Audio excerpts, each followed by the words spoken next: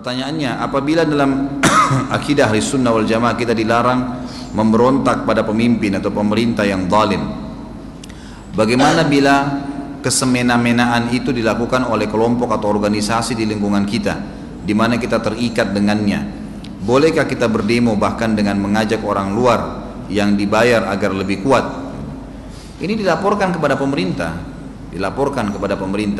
Banyak teman-teman kita yang tidak menunggangi fasilitas yang ada, seperti misalnya masalah media ya. Saya melihat media adalah sebuah kekuatan yang luar biasa, tapi sayangnya tidak digunakan gitu. Kita lebih memikirkan untuk menggunakan fisik, padahal sebenarnya bekerja cerdas adalah bagian daripada agama. Kata Nabi SAW, al-mu'minu qayyisul fatin, orang mukmin itu cerdas dan jeli. Laporkan kejadian tersebut, panggil teman-teman media, ini ada kejadian seperti ini, maka mereka akan angkat, berhenti dengan sendirinya itu. Tapi kalau kita bentrok-bentrokan secara fisik, dan ini akhirnya kita tidak tahu mana yang dirugikan, mana yang diuntungkan gitu kan, tetap ingkar mungkar, Allahu alam. Tapi saya tidak melihat ini cara efektif. Kalau ditanyakan kepada saya tidak melihat cara efektif, karena dalam agama Islam bukan dengan cara seperti itu. Apalagi kalau mereka adalah orang Islam, paling baik dilaporkan kepada media kemudian angkat, karena media itu senjata yang paling kuat sekarang. Siapapun, walaupun pemerintah yang zalim, tetap akan takut dengan media sekarang, karena media itu bisa mengekspos ya berita-berita yang akhirnya mempermalukan pelaku-pelaku ini. Jadi Allah alam, saya tidak melihat ini ada maslahatnya kalau seseorang itu melakukan keributan-keributan seperti yang terjadi. Jadi kita bisa laporkan ke RT, ke RW, kita bisa angkat di media, laporkan kemana saja ya. Di TV-TV itu banyak, mereka punya tim-tim kameramen yang selalu keliling cari berita. Mereka berterima kasih malah kalau Anda datang untuk menyampaikan berita gitu kan. Jadi seperti itu. Nah, ini Allah alam yang saya tahu. Ada yang mau bertanya lagi? Silakan. Sebentar, sini dulu. Waalaikumsalam warahmatullahi wabarakatuh.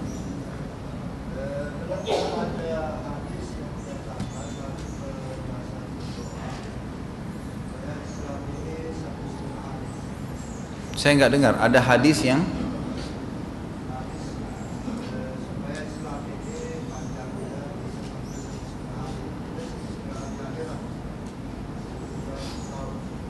adakah hadis yang menjelaskan kalau umur umat ini 1,5 hari gitu ya? Iya, ada Pak, ada hadis, tapi bukan dikatakan 1,5 hari. Jadi hadisnya hadis sahih riwayat Imam Bukhari. Bunyinya begini. Orang-orang Yahudi telah diberikan tugas oleh Allah untuk memimpin di muka bumi, menerapkan hukum Allah, dan mereka bekerja dari pagi sampai duhur. Ternyata mereka lemah dan mereka tidak menjalankan lagi hukum Allah. Maksudnya setelah datang Nabi Isa mereka tidak beriman. Mereka cuma cut sampai di situ, padahal hukumnya Allah harus berlangsung ke risalahnya Nabi Isa. Maka mereka lemah. Lalu Allah pun memberikan balasan orang yang sudah terlanjur beriman sebelumnya. Kemudian datang Nasrani memimpin dari habis duhur sampai selepas asar dan menjelang matahari terbenam. Lalu mereka melemah karena datang risalah Nabi Muhammad SAW, mereka tidak beriman. Lalu datanglah kalian memimpin hanya waktu itu, jeda mau terbenam sampai terbenam matahari. Dan orang-orang Nasrani tadi dan orang Yahudi diberikan pahala masing-masing yang sudah beriman 1 kirot. 1 kirot itu 1 gunung. Lalu kemudian kalian datang bekerja dengan waktu yang sedikit, hanya akan terbenam matahari sampai terbenam matahari.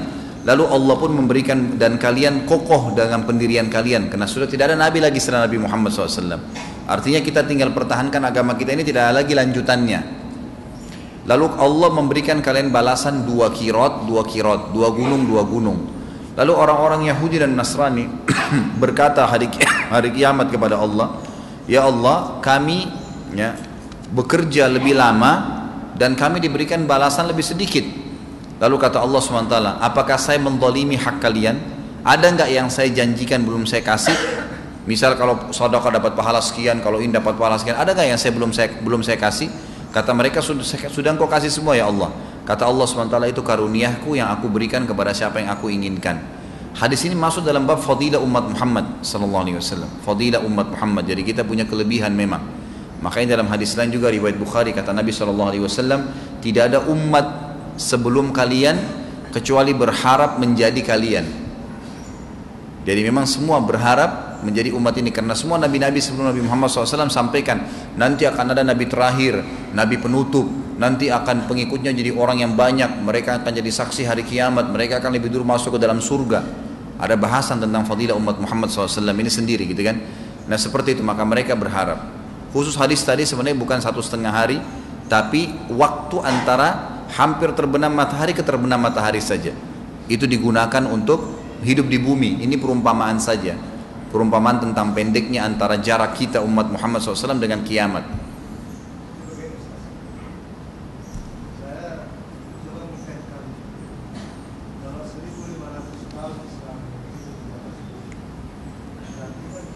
(1.500 tahun itu diambil dari mana Pak? Enggak, tidak ada. Saya tidak temukan hadis itu. 1,5 hari enggak ada. Yang ada yang saya sebutin tadi hadisnya, antara waktu mau terbenam matahari ke maghrib, dan ini tidak ditentukan waktunya. Tidak pernah ada penentuan waktu dikatakan 1,5 hari atau 1.500 tahun, itu tidak ada.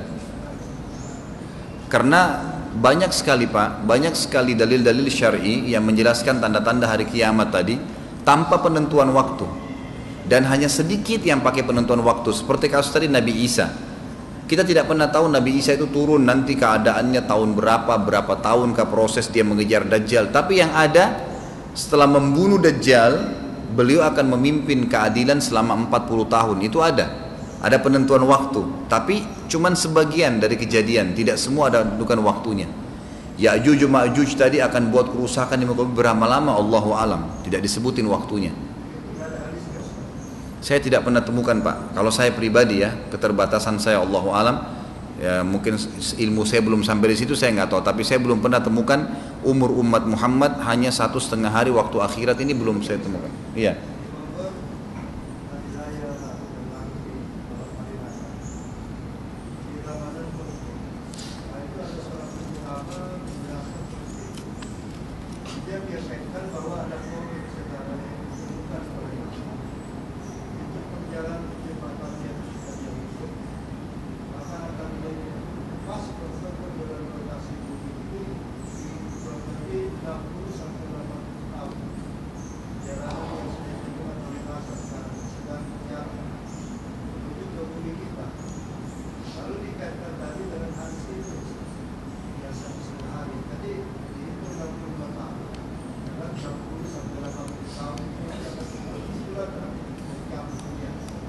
Allahu alam. Saya tidak bisa, saya tidak punya ilmu di situ Pak. Kalau misalnya dikatakan NASA sekarang menemukan 60-70 tahun lagi akan ada yang bentrok dengan bumi, mungkin bisa dihubungkan dengan itu, maksudnya tadi tabrakannya kiamat, Allahu alam.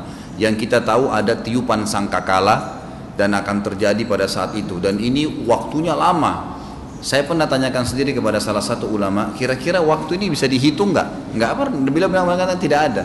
Nggak ada ulama yang mengatakan bisa ditentukan waktu, karena yang ini yang saya temukan Pak ya, mereka mengatakan tidak bisa ditentukan waktu itu, karena kebanyakan dalil tidak menyebutkan tentang waktunya. Kita nggak tahu jedah waktunya, seperti di api yang akan keluar nanti, Allahu alam berapa lama.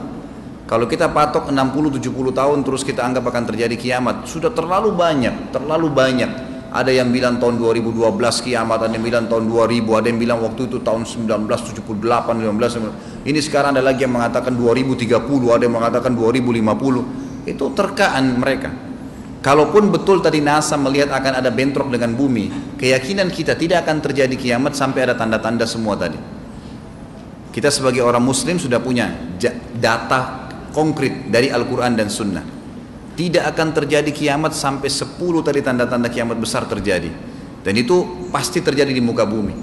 Waktunya pun itu puluhan tahun, gitu kan? Puluhan tahun, Allahu a'lam. Kalau saya melihat, kalaupun besar betul tadi NASA itu, berarti memang prosesi mungkin. Mana kita tahu, mungkin tiba-tiba NASA mengatakan memang dia akan tabrak bumi, tapi ternyata tidak jadi, meleset, bisa saja. Kena patok 60-70 tahun dari sekarang itu terlalu dekat. Kalau dari perhitungan dalil ya, itu terlalu dekat. Seperti kalau Bapak mungkin tidak sempat hadir pertemuan yang lalu, saya bilang sebelum tanda-tanda kiamat besar ini, itu ada terjadi perang besar antara Islam sama Kristen, dan itu terjadi di seluruh dunia, namanya Malhamah Kubra. Itu hadis Bukhari, 3 lembar kalau nggak salah hadis itu menjelaskan tentang proses peperangan itu. Dan itu nanti terjadi persatuan antara Muslim sama orang-orang Nasrani di seluruh dunia. Kemudian mereka bersatu memerangi satu kaum. Tapi nggak disebutin kaum ini siapa. Setelah mereka menang, baru pasukan Nasrani pulang ke negeri Syam bersama pasukan Muslimin yang dari sana. Kemudian mereka ngangkat bendera salib mereka mengatakan kamilah yang menang. Kemudian pasukan Muslim bilang, kita kan sama-sama. Enggak, bentrok. Akhirnya jihad, perang pada saat itu. Hari pertama umat Islam dikalahkan, hari kedua dikalahkan, hari ketiga dikalahkan. Yang berkumpul itu sekelompok orang. Hari keempat seluruh Muslim seluruh dunia bersatu. Maka seluruh Nasrani pun bersatu seluruh dunia dan mereka berada di bawah 80 bendera. Kata sebagian ulama hadis adalah 80 negara. Lalu terjadi perang besar-besaran. Orang-orang Nasrani sekarang tahu itu. Mereka mengatakan perang salib terakhir. Mereka anggap perang-perang salib yang terjadi itu perang salib awal dan yang kedua bersama Salahuddin al-Ayyub dulu. Tapi yang terakhir ini perang salib besar. Ya. Makanya kan ada perusahaan-perusahaan itu. Yang pernah saya sampaikan di pengajian. Banyak perusahaan-perusahaan Nasrani sekarang yang memang mereka tujukan dibiayai oleh gereja. Tujuannya untuk membiayai perang salib besar itu. Makanya cirinya mereka pakai lambang-lambang salib, ya, lambang-lambang salib. Saya mungkin terlalu vulgar kalau saya menyempatkan semuanya nama-nama perusahaannya. Tapi Anda lihat saja simbol-simbol selalu perusahaannya itu ada lambang-lambang salibnya. Gitu. Pernah ada keluarga saya beli mobil itu langsung saya ingatkan hati-hati. Mobil ini seperti ini, ada jam tangan sering ada tanda salibnya. Semua itu, pisau, apa segala. Macam-macam yang dianggap kualitasnya bagus itu semua produk-produk yang memang tujuannya untuk membiayai perang salib besar. Dan itu ada disebutkan dalam hadis kita. Kita nggak bisa tutup mata dengan itu. Dan itu Allahu a'lam berapa lama terjadinya dari sekarang kita tidak tahu. Ya tidak tahu. Sekarang seperti prosesi pembangunan Ka'bah. Ini tanda-tanda hari kiamat terjadi kan ada, tapi tanda-tanda kiamat kecil. Kata Nabi SAW, semua gunung-gunung di Mekah akan dijebol dan dijadikan jalanan. Serta akan berdiri, tidak akan terjadi kiamat sampai berdiri di dekat Ka'bah ya, sebuah bangunan yang bernama Sa'ah. Sa'ah itu jam. Sekarang ada building jam. Sebagian ulama mengatakan itu bukan mustahil masuk dalam hadis. Gunung Umar dulu yang besar sekali dijebol dengan niat baik sebenarnya, tapi semua itu adalah ciri-ciri tanda-tanda kiamat. Ada tanda-tanda kiamat juga keluarnya gunung emas di Sungai Furat di Turki. Sekarang ini semua negara-negara adik kuasa sudah sepakat dan mereka sudah lihat di gunung Sungai Furat itu, airnya akan merosot dan kelihatan gunung-gunung emas. Kata Nabi SAW, jangan kalau kalian lihat gunung emas itu jangan kalian ikut-ikutan. Umat Islam dilarang, jangan ikut-ikutan karena dari 100 orang yang memperebutkannya cuma satu yang hidup, 99 mati saling bunuh-membunuh karena gunung emas. Saya lihat mungkin bisa dilihat di YouTube juga Pak ya, itu ada cuplikan tentang tanda-tanda hari kiamat gunung emas di Sungai Furat. Efrat namanya kalau di Turki itu. Ya, jadi itu bisa dilihat, itu sekarang sudah dilihat dan itu kalau diilustrasikan airnya turun semua, itu gunung-gunung emas itu bukan puluhan, mungkin ratusan. Makanya negara-negara pada berebut. Lalu kata sahabat, ya Rasulullah, kenapa masih ada orang Islam yang mau ikut-ikutan kalau begitu? Anda sudah sampaikan, tapi kenapa masih ada saja yang mau berperang? Ternyata ada umat Islam yang terlibat nanti di situ kan? Kata Nabi SAW, karena dia berharap dia yang satu yang hidup itu. Padahal semua akan mati 99. Karena banyaknya korban nanti situ, sudah tidak kenal dia muslim ke dia kafir ke, tapi Nabi ingatkan, hai umatku jangan ikut-ikutan. Karena dari 100 orang 99 mati. Ini artinya bukan berarti 100 orang saja yang berebut, enggak. Artinya berapapun jumlahnya di sana, cuma 1% yang selamat nanti. Sampai-sampai karena banyaknya korban, gitu kan? Semua dunia sudah berhenti berperang memperebutkan itu, maka akan lewat seorang pencuri. Kata Nabi SAW, yang dulu tangannya dipotong karena mencuri, maka dia melihat emas tersebut sampai mengatakan, celakalah kamu. Apakah karena kamu tangan saya dipotong? Artinya emas sampai tidak ada nilainya lagi pada saat itu. Orang sudah tidak mau lagi emas karena orang saling bunuh-membunuh. Itu tanda-tanda kiamat kecil itu. Itu belum masuk ke kiamat besar. Itu belum terjadi, gitu kan? Jadi penentuan waktu ditentukan tahunnya ini enggak tepat ya. Kalau kita lihat banyaknya kejadian-kejadian itu. Allahu a'lam. Siapa tadi di belakang? Silakan. Dikerasin suaranya akhi ya.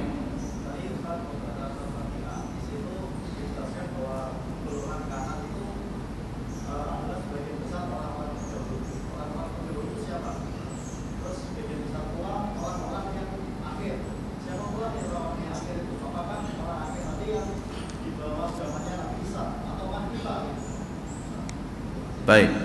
Orang-orang yang awal ini pendapat yang paling kuat adalah orang-orang yang awal masuk Islam bersama Nabi Shallallahu Alaihi Wasallam. Khususnya para sahabat. Itu yang dimaksud as-sabiqun as-sabiqun, ya kan? Itu orang-orang yang pertama, orang yang awal masuk Islam.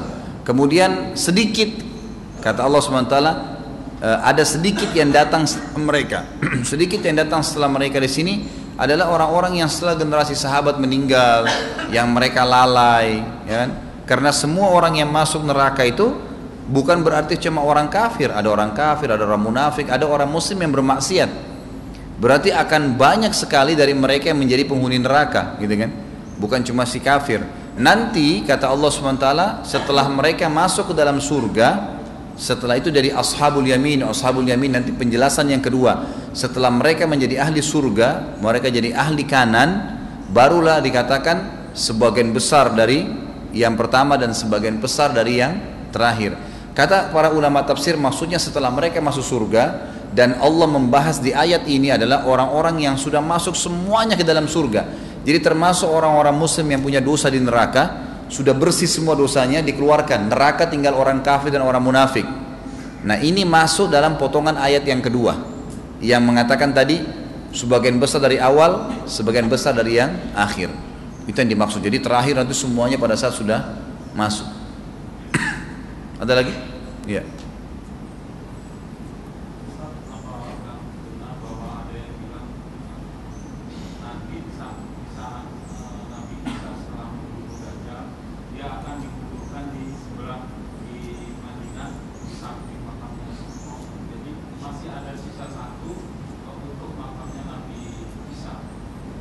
Allahu a'lam, Pak. Saya belum pernah temukan dalil itu. Jadi kalau yang belum dengar, beliau mengatakan ada yang pernah berkata di Nabi Isa nanti pada saat mati akan dimakamkan di sebelah kuburannya Nabi Muhammad SAW dan dikatakan masih ada tempat di situ. Allahu a'lam. Tapi kalau saya pertemukan dengan dalil yang saya tahu, itu nggak benar, Pak. Seperti misal pada saat dikatakan akan ada tempat untuk Nabi Isa di situ. Waktu Umar bin Khattab akan meninggal dunia, dalam hadis Bukhari dikatakan beliau pamit dengan Aisyah, karena Aisyah pemilik rumah yang ada kuburan suami dan ayahnya Nabi SAW dan Abu Bakar, gitu kan. Lalu berkata, pamitlah, kata Umar kepada anaknya Ibnu Umar, pamitlah kepada Aisyah bahwasanya Umar bukan lagi Amir Mukminin pada saat itu, Umar bin Khattab hambanya Allah, meminta izin kalau bisa dikubur dengan dua sahabatnya. Karena pada saat itu dalam hadis ini dikatakan tinggal satu orang, tempatnya tinggal untuk satu orang, gitu. Pada saat itu ya, dikatakan dalam riwayat. Maka Aisyah pun berkata, saya izinkan, walaupun saya berharap tempat yang satu itu untuk saya. Maka Umar pun dimasukkan. Ini hadis sahih riwayat Bukhari. Artinya kalau dari hadis ini kita ambil pelajaran, memang tempat itu sudah sempit, hanya untuk 3 orang, gitu kan. Allahu alam kalau memang dia punya dalil ya. Kalau yang saya pertemukan hanya yang saya pahami sampai di situ.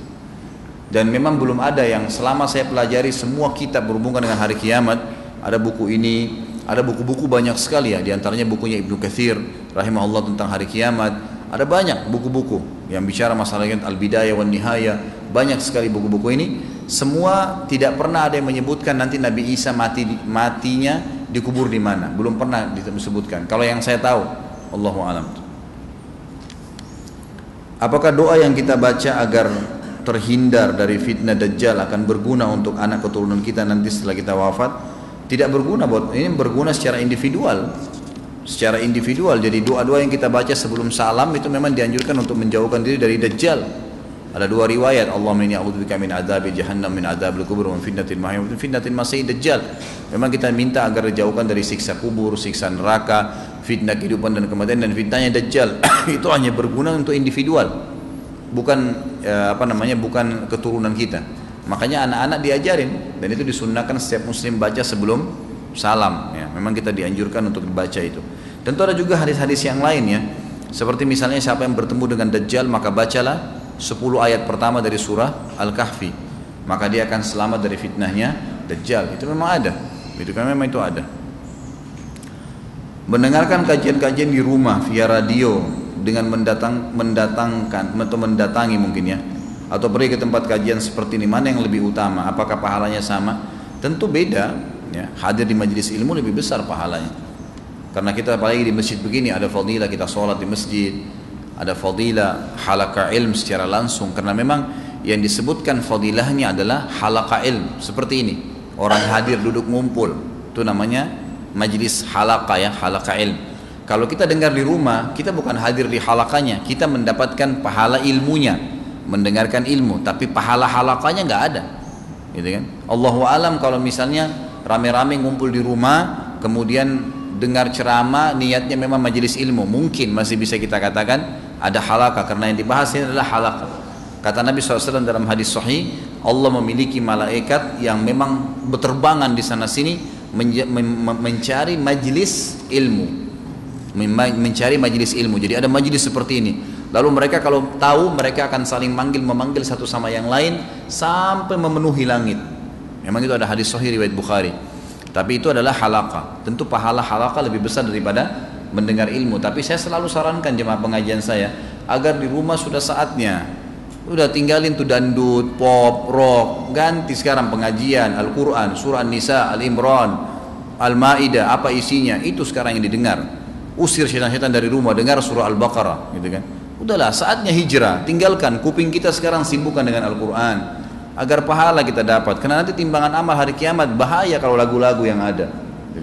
Lebih baik Al-Quran, minimal setiap huruf 10 pahala. Dengarin surah Al-Baqarah, surah Al-Imran. Dan salah satu kiat menghafal Al-Quran yang paling baik, sering diulangin, gitu kan. Jadi kalau kita sering, sekarang Al-Fatihah kenapa anda hafal mati, setelah dihafal diulang-ulangin. Coba kalau begitu Al-Quran, minggu ini atau 2 minggu ini atau minggu ini lah, seminggu penuh di mobil Al-Baqarah aja, beli CD khusus Al-Baqarah, dengarin Al-Baqarah. Khatam, ulangi lagi. Khatam, ulangi lagi. Hafal nggak kira-kira? Hafal, nyantol itu. Apalagi kalau dipakai dalam sholat. Pindah lagi minggu depan atau 2 minggu lagi target Al-Imran, target Al-Ma'idah, target An-Nisa, terus pindah surah-surah Al-Quran, nanti bisa hafal Quran tuh. Cuma 114 surah kan gitu. Dan pahalanya ada. Syaitan tidak suka lari dengan orang yang suka Al-Quran. Sihir nggak bisa masuk ke badan dia. Al-Quran membentengi dia, gitu kan. Beda dengan musik, maka berbahaya. Saatnya hijrah. Pakaian-pakaian semua yang mengundang syahwat ganti dengan pakaian-pakaian takwa. Allah mengatakan wa libasut taqwa dzalika khair. Pakaian ketakwaan itu maksudnya begitu orang lihat atau kita pakai, kita merasa dekat dengan Allah. Kalau kita pakai kopiah laki-laki, kan tidak mungkin mau ganggu perempuan kalau pakai kopiah. Allahu alam kalau tidak normal lagi kan. Ibu-ibu juga begitu, kalau pakai jilbab besar nggak mungkin mau sembarangan. Beda dengan orang yang telanjang, bebas mau siap untuk mengganggu laki-laki. Pakaian itu akan membentengi kita dari kesalahan, gitu kan. Maka itu saatnya kita pakai hijrah, sudah saatnya. Pendapatan-pendapatan yang haram berhentikan semua, nikmatin yang ada yang halal. Sudah saatnya bertaubat kepada Allah SWT. Karena nanti yang dihisab hari kiamat kita secara pribadi. Maukah anda dihisab dengan berat? Nggak mungkin, gitu kan. Dan ingat, setiap perbuatan dosa atau pelanggaran yang kita lakukan, itu sebenarnya kalau Bapak Ibu faham kalimat yang saya ucapkan ini, konsekuensi hukumannya lebih berat. Misal Bapak Ibu curi uang 10.000, jangan pikir hukumannya hanya 10.000 rupiah. Hukumannya itu berat, bisa hilang hasil gaji kita 1 juta sebagai balasan daripada 10.000 yang dicuri, gitu kan. Sekali kita bohong, bisa hukumannya mungkin sariawan sebulan, Allahu a'lam. Hukuman itu lebih berat daripada pekerjaan. Fahami poin ini sehingga kita tidak mau sembarangan melakukan dosa karena hukumannya berat. Kalau setiap orang faham kalau dia buat dosa akan ada hukuman, maka dia akan, walaupun kita istighfar ya, istighfar itu juga diampuni sama Allah, tidak ada hisab hari kiamat, tapi dosa itu butuh pembersihan. Tetap, karena dosa itu saya pernah berikan isyarat seperti racun, segelas racun. Bapak Ibu tahu atau tidak tahu itu racun, tetap berbahaya. Itu dosa begitu kata ulama. Enggak ada dosa yang tidak berbahaya. Berbahaya, maka kita harus hati-hati seperti racun. Kalau kita tahu lebih cepat merusak, kalau tidak tahu maka dia lambat, tapi tetap harus dibersihkan. Ya, segelas kita minum, seteguk kita minum racun, minum obatnya, dosisnya seminggu. Kan itu. Lebih berat. Kalau faham ini kita tidak akan melakukan perbuatan-perbuatan yang salah. Kenapa gunanya? Mengambil sebidang tanahnya orang, itu hukumannya berat. Mungkin nanti semua rumah yang kita bangun terbakar, hukumannya lebih berat. Lalu untuk apa kita melanggar hukum Allah Subhanahu Wa Taala? hidupnya nggak tenang, konsekuensi hukumnya lebih berat, hisab hari kiamatnya juga berat. Naudzubillah, derajat di surga kita bisa kehilangan banyak. Untuk apa? Manfaatnya apa? Hijrah, saatnya kita taubat kepada Allah Subhanahu wa taala. Saya pernah mendengar dari suatu majelis ilmu bahwa pada hari kiamat nanti ada hembusan angin yang lembut yang akan mematikan setiap jiwa, bahkan yang sedikit imannya. Benarkah kejadian tersebut, Ustaz? Oh iya benar, ini hadis sahih juga. Dan ini nanti terjadi diselingin di tanda-tanda hari kiamat besar. Jadi kata Nabi SAW, nanti akan kita bahas. Sebenarnya tadi saya masuk dalam bahasan tadi ya. Kata Nabi SAW, kiamat dalam hadis Bukhari, kiamat tidak akan terjadi, tidak akan ditiup sangkakala kecuali pada orang-orang yang buruk. Sebelumnya ada hadis Bukhari yang tadi ditanyakan ini berbunyi, kata Nabi SAW, nanti ya sebelum ditiupnya sangkakala itu, Allah Subhanahu wa taala akan menghembuskan di muka bumi ini angin yang lembut, dan tidak ada seorang jiwa yang beriman pun tersentuh kecuali akan mati. Dan tertinggallah di muka bumi ini orang-orang yang buruk saja, dan pada mereka lah Allah tiupkan sangkakala. Jadi pada orang-orang buruk inilah nanti akan terjadi kiamat. Mereka akan saksikan tuh tabrakannya ini, mereka mati, itu akan terjadi. Itu hanya orang-orang buruk yang tidak beriman saja yang merasakan itu.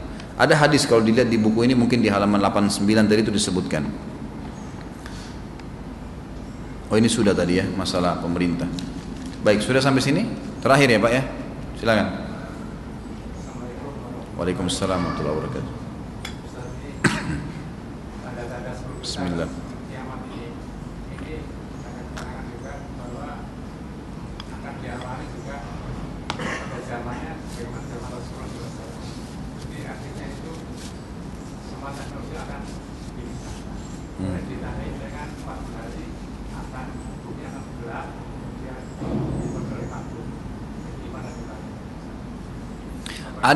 Ada tadi memang salah satu tanda-tanda hari kiamat yang saya lupa sebutkan tadi. Ada kabut ya. Ya. Hah? Ya, maksudnya saya belum rincikan kejadiannya.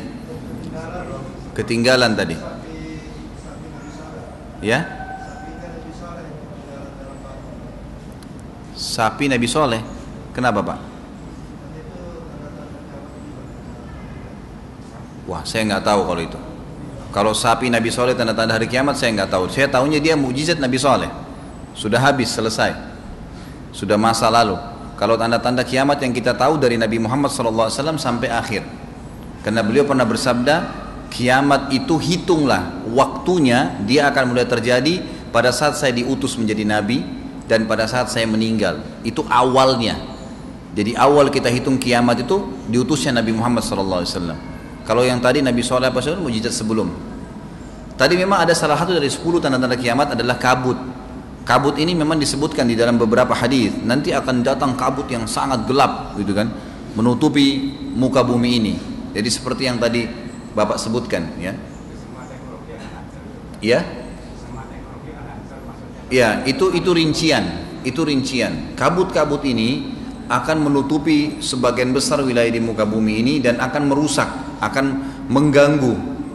Nah, masalah nanti teknologi akan rusak, teknologi akan hilang, itu ijtihad sebagian ulama. Kemungkinan besar pada saat itu karena dikatakan bumi akan gelap, tidak terlihat apa-apa, berarti kata-kata tidak terlihat apa-apa dalam hadis menandakan tidak ada lampu, tidak ada penerangan. Tapi ini ijtihad, tidak bisa dipegangi 100%. Kata sebagian ulama belum tentu. Belum tentu, karena kalau kita lihat tanda-tanda hari kiamat ini sebenarnya umumnya itu tidak terlepas dari kayak tadi Dajjal keliling di muka bumi dalam 40 hari. Memang dia menggunakan teknologi. Allahu a'lam. Yang saya tahu itu ijtihad saja Pak. Upaya dari sebagian orang yang menjelaskan kabut itu gelap. Saya juga sempat kemarin melihat ada cuplikan, tapi mungkin tidak mungkin yang itu ya, karena tanda-tanda hari kiamat besar. Ada kalau tidak salah wilayah di India ya, yang penuh dengan kabut yang sampai gelap gulita, nggak kelihatan apapun, orang jalan di bawahnya gitu. Tapi ini juga cuma seperti awan yang tebal. Kalau ini memang seluruh dunia, kalau tanda-tanda kiamat besar itu, dan memang dia terjadi setelah Nabi Isa AS meninggal, setelah keluarnya hewan melata tadi, nah baru ada kabut itu. Allahu a'lam. Baik, insya Allah kita akan bertemu lagi di pertemuan akan datang untuk membahas lebih jauh tentang masalah kiamat ini, dan insya Allah Bapak Ibu mudah-mudahan diberikan kesehatan bisa hadir, apalagi bahasan kita ke depan tentang mahsyar. Kemudian kita juga akan bahas panjang lebar tentang surga dan juga akan neraka. Jadi kurang lebih 3 kali pertemuan lagi dengan izin Allah baru masalah kiamat ini selesai. Kalau ada benar dari Allah subhanahu wa ta'ala, kalau ada salah dari saya mohon dimaafkan karena keterbatasan dan kebodohan saya.